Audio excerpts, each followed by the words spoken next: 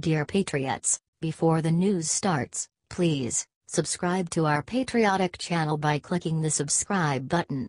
Give us a thumbs up to this video. Don't forget to leave your opinion below in the comments section. Share the news on Facebook and Twitter so you friends see it. Thank you. Uh-oh. Clinton lawyer just caught out in big fat lie that Democrats are going to hate. Well, this is awkward. The Washington Post just reported on Tuesday that the Hillary Clinton campaign and the DNC funded the salacious Trump dossier produced by Fusion GPS that came out last winter. But here's where it gets really interesting. Clinton campaign lawyer Marc Elias, who interfaced between the campaign team and Fusion GPS, had previously lied about his connection with the dossier. New York Times reporter Ken Vogel said that Elias had earlier vigorously denied involvement in the dossier. NIT reporter Maggie Haberman corroborated Vogel's claims, saying she too was lied to by the Democrats about Fusion GPSMan. You know, the Democrats have gone too far when even New York Times reporters are calling them out. The dossier, released late last year after a leak to BuzzFeed, alleged among other things that Donald Trump was videotaped bringing hookers back to a hotel in Moscow while on a business trip before becoming president. This compromising material supposedly would serve as blackmail that would prevent the president from doing his job. President Trump has always denied these allegations and no evidence has so far surfaced to corroborate them. Fusion GPS was fighting hard to keep the Clinton campaign and DNC's funds secret, but this new report blows it wide open. The Democrats have been exposed as liars. Now we have to find out what else they could be lying about. Liberty writers will be covering all of these developments closely, so stay tuned. HT Washington Post, Daily Caller.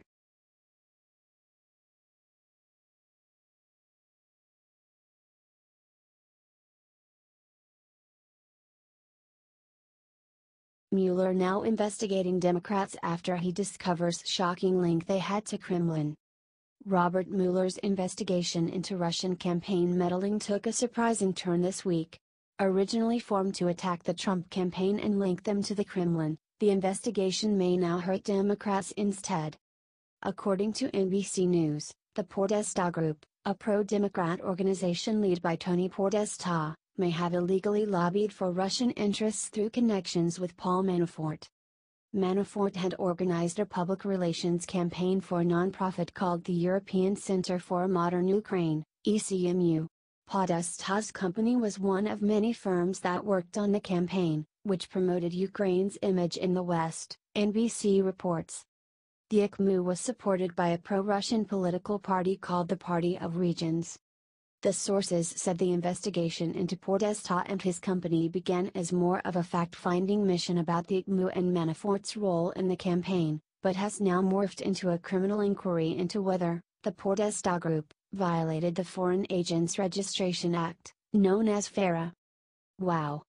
Manafort's connections to Russian interests have been widely reported, and were known at the time of his hiring. It was that connection that Democrats used as an initial argument for Russian collusion. Now that the Democrats have been connected to Manafort, using their logic, they colluded with the Russians, too. And they may have actually broken the law in the process. It'll be fun to see how they try and spin this one. Comment the Democrats colluded. And share to get this story noticed across the country. This news is big, and it shatters their narrative about Republican collusion with Russia.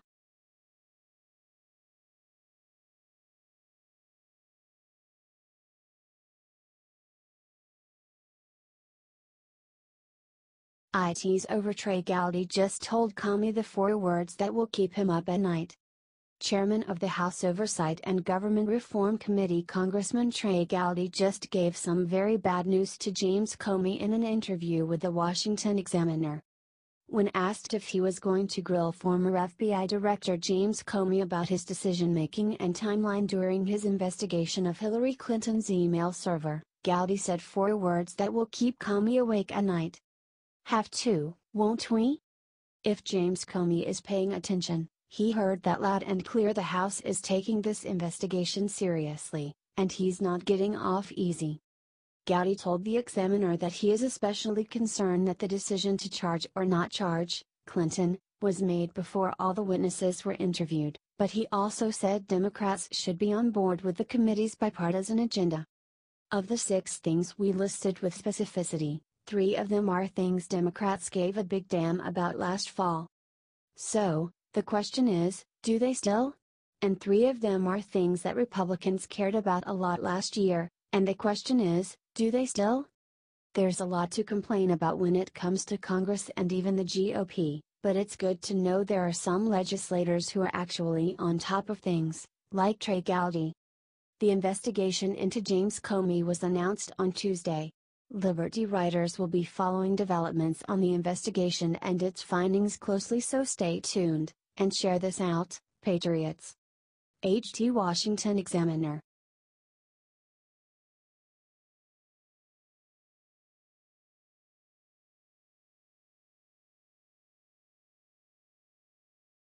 Just in dossier funders finally revealed and Democrats are panicking. Hillary Clinton and the Democratic National Committee just got caught helping fund the research for the explosive Trump dossier that came out last winter. The dossier, produced by Fusion GPS, made a series of outrageous claims, including that before becoming president, Donald Trump was caught on video bringing hookers into a hotel while on business in Moscow. The videos, it was alleged, would serve as blackmail and compromise his ability to perform his duties as president. Fusion GPS had so far flat out refused to name who their sponsors are, but a new report from Washington Post points right to none other than Hillary Clinton and the DNC. The Washington Post found that lawyer Marc Elias, who represented both the Clinton campaign and the DNC, hired Fusion GPS to conduct research on Donald Trump during the campaign, in April 2016. The funding continued until October 2016. Fusion GPS hired Christopher Steele, who would eventually write the dossier. Steele worked for British intelligence and also had connections to the U.S. intelligence community. Elias received Steele's reports from Fusion GPS. It is unknown how much the DNC and the Clinton campaign paid for the research, but the law firm that Elias works for, Perkins Coie, was paid $5.6 million in legal fees by the Clinton campaign from June 2015 to December 2016, and $3.6 million by the DNC since November 2015. The research was started by a still unknown Republican primary challenger, but was picked up by the Clinton campaign and the DNC in the spring of 2016. According to the Washington Post, neither the Clinton campaign nor the DNC directed Steele's research. Velp, there you have it, folks. Hillary and the DNC were directly implicated in this crazy phony dossier. I can't say that I'm surprised, but it's good to see it finally come to light. We got to get this out there though, so share it 50,000 times. HT Washington Post.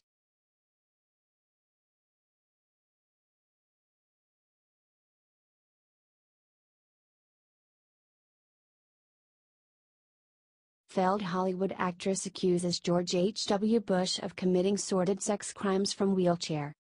I think this has gone too far. No one doubts Harvey Weinstein is an absolute monster who should face justice in the courts, but this new claim is ridiculous. Heather Lind, who once had a starring role in AMC's historical series Turn, Washington's Spies, made some astounding allegations against former President George H.W. Bush. Today, she accused the former president, who is in a wheelchair, sexually assaulted her.